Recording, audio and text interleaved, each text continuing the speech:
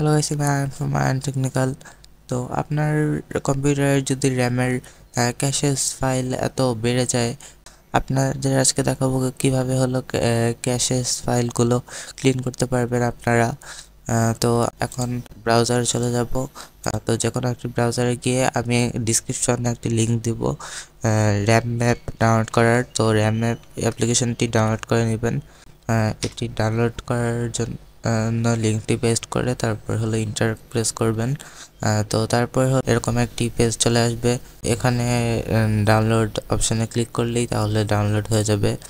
তো আমার ডাউনলোড করা আছে। তো র্যাম ম্যাপ ডাউনলোড করার পর হলো আপনারা এই যে এখানে ওইটি এক্সট্রাক্ট করে নেবেন। তো এক্সট্রাক্ট করার পর হলো এরকম কয়েকটি ফাইল পেয়ে যাবেন। তো ফাইল পাওয়ার পর এখানে আপনারা মাঝখানের এইটি ক্লিক করবেন। তো ক্লিক করার পর আপনারা রানে ক্লিক করবেন। তো তারপর অ্যানালাইজ করার জন্য একটু টাইম লাগবে। তো আপনারা 5 সেকেন্ডের মতন টাইম নিতে পারেন।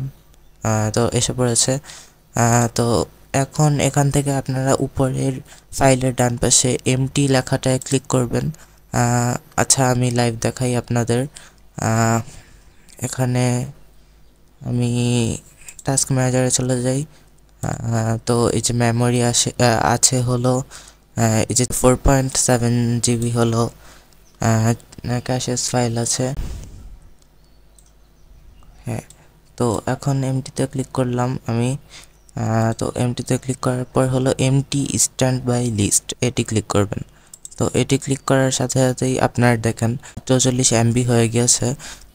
তো এখন আমার পিসিতে অনেক ফাস্ট কাজ করবে আগের থেকে। এখন আপনারা কয়েকদিন পর পরই এগুলো ক্লিন করবেন।